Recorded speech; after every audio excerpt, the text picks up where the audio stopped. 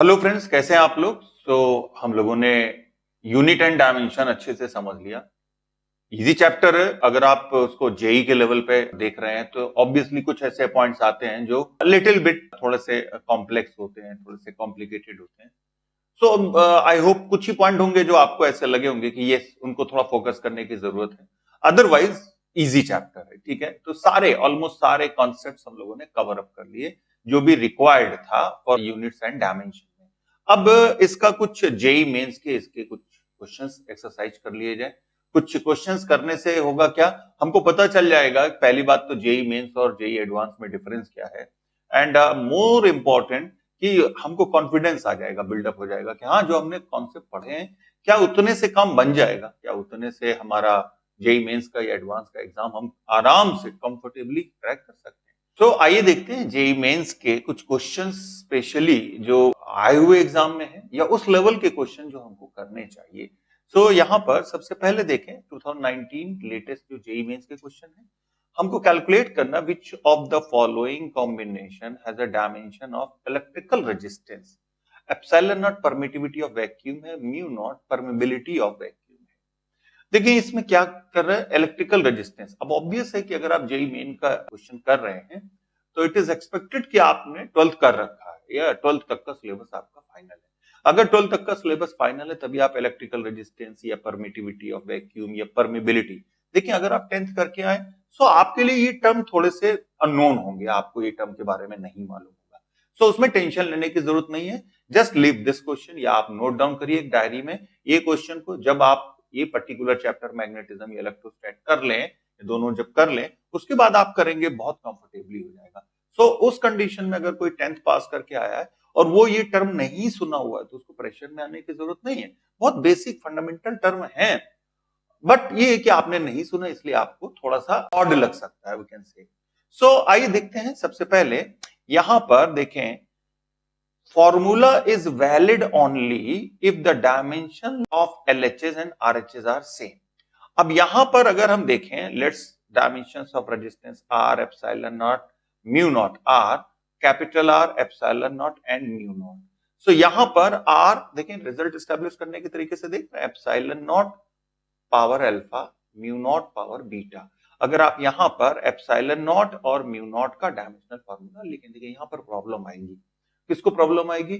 जो भी स्टूडेंट्स आप में से 10th करके अभी आए हैं, उन जिन्होंने अभी 12th का सिलेबस नहीं किया है, they will feel some problem. Epsilon not हो सकता है उनको ना मालूम हो या म्यू नॉट ना मालूम हो। मैं उनसे कहूंगा वो होल्ड करें, कोई बात नहीं, या तो वो इसका रिजल्ट देख लें। रिजल्ट जैसे कूलम्बियन फोर्स होता है वहां एप्सिलॉन नॉट यूज होता है, we all know F equals to 1/4 pi epsilon naught Q1 Q2 and this divided by R।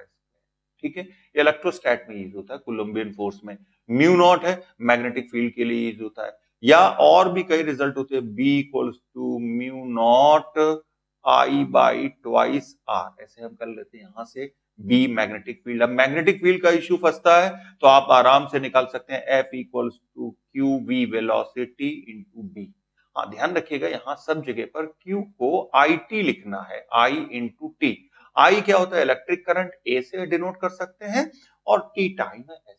अब देखें अगर आप 10th करके आए तो इतना फिर आप ध्यान दीजिए, इतना ध्यान देके। और अगर आप नहीं करके आए, 10th आपने ऑलरेडी कर लिया है, 11 12th भी कर लिया है, तो फिर कोई इश्यू नहीं, फिर आप कंफर्टेबली इनके डायमेंशनल फॉर्मूले निकाल सकते हैं। आर का हमने देख लिया यहां पर, एप्सिलॉन नॉट और इनका कैलकुलेट कर लिया। अब यहां से म्यू नॉट का डायमेंशनल फॉर्मूला रख दिया, तो यहां से हमको आ जाता है ये आर का डायमेंशनल फॉर्मूला, एप्सिलॉन नॉट का और म्यू नॉट का। अल्फा बीटा के टर्म्स में पावर एड्स हो जाते हैं, जैसे हम लोगों ने रिजल्ट एस्टैब्लिश करने वाले केस में देखा था। अगर आप कंपेयर करेंगे बोथ साइड को, we will get minus alpha plus beta equals to 1, minus 3 alpha plus beta equals to 2, 4 alpha minus 2 beta equals to minus 3, या फिर next equation 2 alpha minus 2 beta equals to minus 2। अगर आप alpha beta को solve करें यहां पर तो ये इक्वेशंस हमारी अल्फा इक्वल्स टू आ जाएगा -1/2, और यहां पर फर्दर इक्वेशन सेकंड में रख दे तो बीटा आ जाता है 1/2 और रिजल्ट आ जाता है root of mu not by epsilon. आराम से हो गया, कोई इश्यू नहीं था। हम लोगों ने देख लिया इजीली। इसका करेक्ट आंसर आ जाता है ए। आइए देखते हैं नेक्स्ट क्वेश्चन पे आते हैं। in the formula x equal to 5yz square. देखें x and z have dimensions of capacitance and magnetic field respectively. What are the dimensions of y in SI unit? So देखें ये यहाँ पर JEE main में आया हुआ question है and now 2019 का क्वेश्चन है।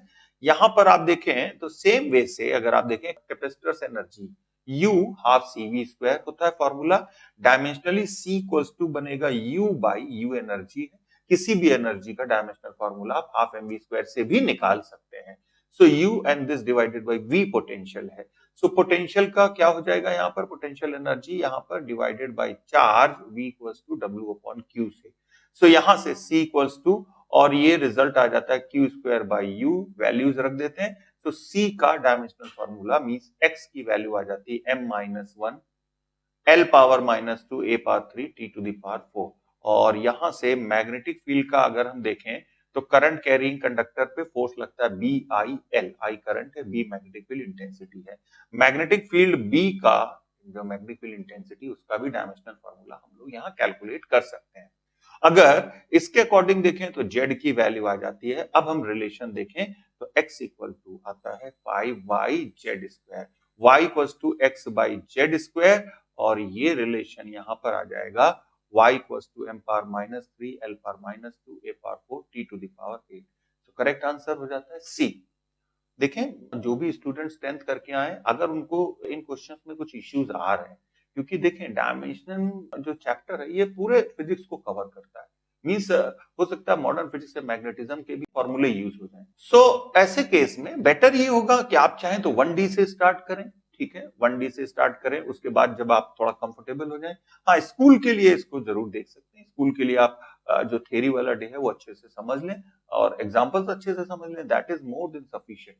And now move to the next question, JEE 2019 again, surface tension S, moment of inertia I, Planck's constant H, and they are taken as a fundamental unit. Dimensional formula linear momentum का calculate। So linear momentum का dimensional formula calculate करना है। फिर से result establish करने वाला तरीका यहाँ पे use करेंगे हम लोग। देखें यहाँ पर सबसे पहले अगर हम लोग देखें P that is proportional to H to the power A, S to the power B, I to the power C। इसके अकॉर्डिंग सबको हमने ए बी सी रख दिया, के कांस्टेंट ले लिया प्रोपोर्शनलिटी का साइन हटाते ही। सो अगर के डायमेंशनलेस प्रोपोर्शनलिटी कांस्टेंट है सो पी की वैल्यू, पी का अगर देखें H power A, S power B, I power C, अब सबके डायमेंशनल फॉर्मूले लिखने पड़ेंगे। So P equals to H power A Planck constant था, S power B, I power C. अब अगर हम इनके डायमेंशनल फॉर्मूले रख देते हैं तो देखें P का मोमेंटम है, मास इनटू वेलोसिटी होता है, mlt -1 है। I mass into distance, moment of inertia mr square होता है। इसका डायमेंशनल फॉर्मूला लिख लिया। S force per unit length means force into length हो गया।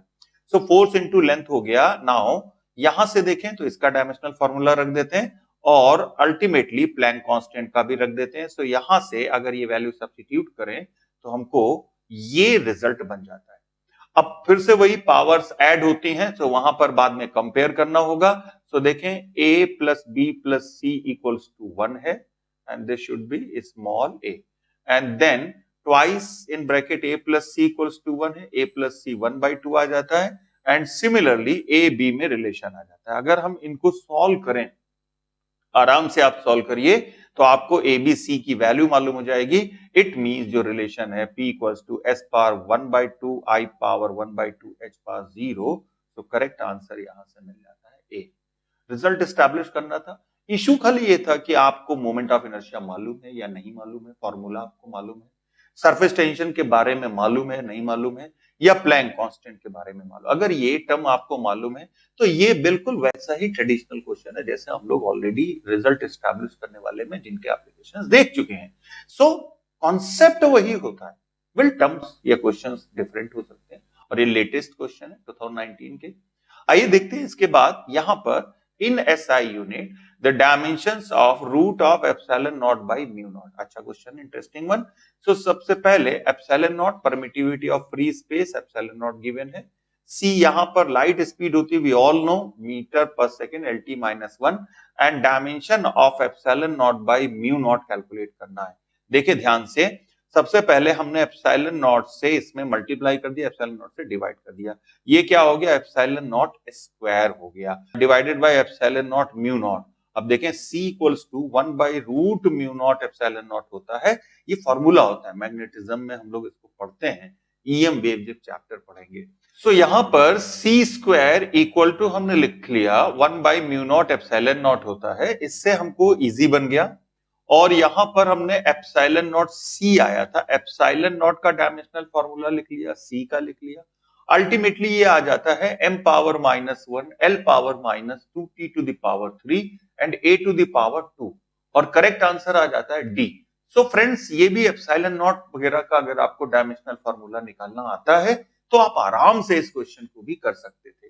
आइए देखते हैं इसके बाद में next question. Next question given है, if let L R and C and V represent inductance। अब देखिए फिर से 10th पास वाले बच्चों को यहाँ पे प्रॉब्लम होने वाली है।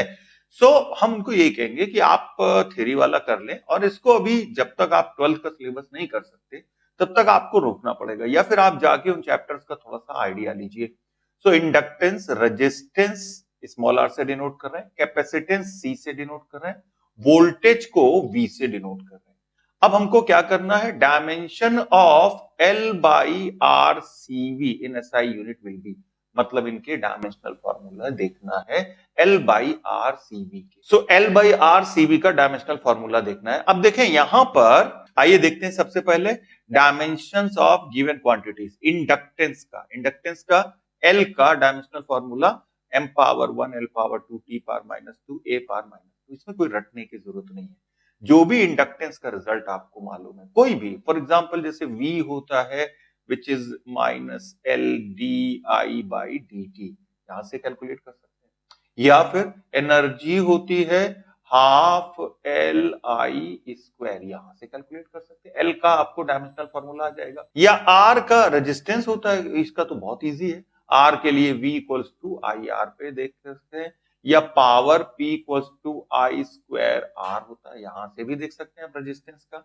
C का हाफ CV², एनर्जी होता है U equal to half CV², वहां से आप डायमेंशनल फॉर्मूला निकाल सकते हैं। V वोल्टेज है, वोल्टेज के लिए V equals to W energy work done, एक ही बात होती है, अपॉन Q से। यहां से dimension of L by R C V value रख दें, यह आ जाता है a to the power -1।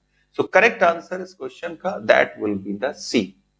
Friends दिख रहे हैं ना, जो भी क्वेश्चंस यहां पर कर रहे हैं उसमें आगे के चैप्टर यूज हो रहे हैं। मैं बार बार इसीलिए रिपीट कर रहा हूं, मे बी जो 10th पास वाले बच्चे हैं उनके अंदर फ्रस्ट्रेशन आए, बिलीव मी ये सारे रिजल्ट बहुत सिंपल होते हैं, जो भी रिजल्ट आप देख रहे हैं। जैसे ही आप ये चैप्टर आप पढ़ोगे तो ये रिजल्ट आप ना चाहते हुए भी आपके दिमाग में आ जाएंगे, आपको याद हो जाएंगे। और जो स्टूडेंट्स 12th कर चुके हैं उनके लिए कोई इश्यू नहीं, वो तो बहुत आराम से कर लेंगे, उनको क्लियर हो जाएगा कि ये चैप्टर, ये डायमेंशनल फॉर्मूला डायमेंशन वाला भले ही 11th का है, पर इसमें जो आके यूज होते हैं वो 12th वाला काफी पार्ट यूज होता है, और वो ही क्वेश्चन उसी पे ही फ्रेम होते हैं। आइए देखते हैं नेक्स्ट क्वेश्चन। नेक्स्ट क्वेश्चन है, if A speed v, acceleration a, force F are considered as a fundamental unit, dimension of young modulus calculate करना है। देखिए यहां पर सबसे पहले सेम वही रिजल्ट एस्टैब्लिश करना है, V A और फोर्स के डायमेंशनल फॉर्मूले लिख लिए। इसके बाद में जो हमारा Y था यंग मॉडुलस, उसका डायमेंशनल फॉर्मूला लिख लिया। वो बड़ा सिंपल होता है, Y equal to stress upon strain, strain dimensionless होता है, F बाई A, मतलब जो प्रेशर का होता है डायमेंशनल फॉर्मूला वही यंग मॉडुलस का होता है। यहां पर वैल्यू रख देंगे, और सेम वैसे ही V power alpha, A power beta, F power gamma, और कंपेयर करेंगे। कंपेयर करने के बाद रिजल्ट बन जाएगा हमारा यहाँ पर, this is m power gamma l power alpha plus beta t power minus alpha minus 2 beta minus 2 gamma. Compare करेंगे, will get gamma equals to 1, या फिर alpha plus beta plus gamma equals to -1। तीसरा equation ये बन जाता है, और यहां से इनको सिंप्लीफाई करने पर अल्फा बीटा गामा की वैल्यू आ जाती है। वही प्रोसेस है, रिजल्ट एस्टैब्लिश करना, रिजल्ट एस्टैब्लिश करना, उसी पे बेस क्वेश्चन ज्यादातर आ रहे हैं। यहां से हमको अगर अल्फा बीटा गामा की वैल्यू रख दे तो हमको रिलेशन आ जाता है y equals to v to the power -4 a to the power 2 f to the power 1। तो करेक्ट आंसर क्या हो गया फ्रेंड्स, डी। देखें ये क्वेश्चन हिट एंड ट्रायल से, मतलब सी ऑप्शन चेक कर लिया, बी ऑप्शन, उससे भी किया जा सकता है, जिससे भी आपको कन्वीनियंट या छोटा पड़े। तो फ्रेंड्स आइए देखते हैं नेक्स्ट क्वेश्चन। नेक्स्ट क्वेश्चन, तो इस क्वेश्चन में जेई मेंस 2019 का क्वेश्चन है, force of interaction between two atoms is given by F equals to alpha beta EXP का मतलब एक्सपोनेंशियल, मतलब ई पावर में आप समझ सकते हैं e power minus x square by alpha k T. Here k is Boltzmann constant, x distance है, T temperature है, alpha beta are two constant, then beta का डायमेंशनल फार्मूला देखना है। ये कौन से कॉन्सेप्ट है जो हम लोगों ने एप्लीकेशंस देखे थे, उनमें से याद करिए एक एप्लीकेशन था डायमेंशन लेस। याद करिए, बिल्कुल सही, डायमेंशन लेस वाले कॉन्सेप्ट है। अभी तक हम लोगों ने जो क्वेश्चन देखे वो सब रीसेंट क्वेश्चन है, ये भी वो था रिजल्ट एस्टैब्लिश करने पर ये है क्वेश्चन, ये वाला क्वेश्चन पर्टिकुलरली ये है डायमेंशन लेस वाले कॉन्सेप्ट पे। आइए देखते हैं, सबसे पहले ये गिवन है alpha beta exponentially then e power minus x square by k T. इसका मतलब minus x square by alpha k T and that remains here dimensionless. तो हम ये कह सकते हैं कि alpha will be equals to, यहां से relation x square by k T. X क्या है, डिस्टेंस था, के बोल्ट्जमैन कांस्टेंट था, टी टेम्परेचर है। तो यहां से सबकी वैल्यू सब्स्टिट्यूट कर दें, तो यहां से K T is equal to energy, well this is the shortcut, 3/2 K T बताया था आप लोग को, याद होगा। सो 3/2 केटी से केटी को कंबाइंड में हम एनर्जी में लिख सकते हैं। एनर्जी आप चाहे हाफ एमवी स्क्वायर से निकालें, किसी भी फॉर्मूले से निकालें, कोई फर्क नहीं पड़ता। इट मींस यहां पर m power -1 l power 0 t to the power 2। Now from given equation we have dimension of f equals to dimension of alpha into dimension of beta। देखें e पावर वाला तो खत्म हो गया, डायमेंशनलेस हो गया। इट मींस यहां से बीटा का आ जाता है f बाई अल्फा। f का हमको मालूम है, अल्फा का कैलकुलेट कर चुके हैं, सिंपली रखिए and we will get here that will be the m power 2 l power t power -4। so correct answer of this question will be the C। देख लिया, आराम से आ गया, इजीली आ गया। और ये क्वेश्चंस प्रूफ है इस बात का कि जो हम लोगों ने प्रीवियस डे में किया था उससे बाहर जेई मेंस में नहीं आता है, वही एप्लीकेशन आने हैं। और आप देख रहे हैं कंटिन्यूअसली, इवन रिसेंट ईयर्स में 2019 में भी वही क्वेश्चंस आ रहे हैं। इसका मतलब है कि अगर हमने उनको अच्छे से समझ लिया होगा तो आप आगे भी वो क्वेश्चन आराम से कर लेंगे, तो उन एप्लीकेशंस पे बेस्ड क्वेश्चन है, आराम से कर सकते हैं। देखें नेक्स्ट क्वेश्चन है, this is 2019 JEE also, density of material in SI unit 128 KG per metre cube. ये भी हमने शुरुआत में यूनिट्स में देखा था। In a certain unit in which the length is 25 centimetre, unit of mass is 50 gram, numerical value of density. याद करिए, हम लोग शुरुआत में देख चुके हैं, दैट वाज द, ये वो क्वेश्चन नहीं, खाली वैल्यूज बदली हुई हैं, सिर्फ वैल्यूज चेंज हुई हैं और एज इट इज कॉन्सेप्ट वही है, बिल्कुल सेम कॉन्सेप्ट है। n1u1 equals to n2u2। Result apply किया, यहां पर n न्यूमेरिकल वैल्यू है, u यूनिट है, आप देखें 128 KG per metre cube.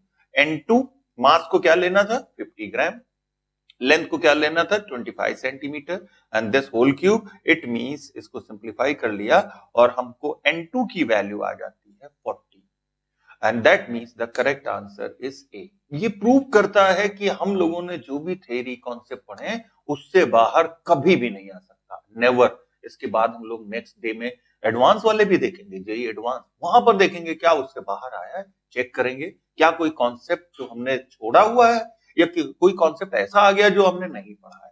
So clear हो गया, इसका करेक्ट आंसर हो गया ए। नाउ फ्रेंड्स नेक्स्ट क्वेश्चन देखते हैं, यहां पर in the form G universal gravitational constant, then H Planck's constant and speed of light C है, टाइम पीरियड कैलकुलेट करना है। देखिए इसके फिर से मैंने बताया दो मेथड हो सकते हैं, एक होता है हिट एंड ट्रायल मेथड, मतलब आप सी ऑप्शन चेक करें, बी ऑप्शन चेक करें, इन सब का डायमेंशनल फार्मूला रख दें, देखें क्या लास्ट में टी आता है, एक वो मेथड है। पर ये डिपेंड करता है, देखो वहां पर आपका क्या मूड है और क्या आपका वहां पर प्रिडिक्शन है, क्या आप सोच रहे हैं, क्या आपका प्लानिंग है कि ऐसे बेटर रहेगा, टाइम सेविंग रहेगा या वैसे बेटर रहेगा। तो टाइम सेविंग कभी कभी हिट एंड ट्रायल से होता है, कभी कभी इस्टेब्लिश करते हैं, सेम जो प्रॉपर वे है उससे इस्टेब्लिश करते हैं। सो अगर हम प्रॉपर वे से इस्टेब्लिश करें, so we can say same way से y इक्वल्स टू जैसे a power a, b power b, c power c assume करते हैं, बिल्कुल वही मेथड यहां पर यूज करते हैं। G गिवन है, capital G gravitational constant, H Planck constant means G power A, H power B, C power C।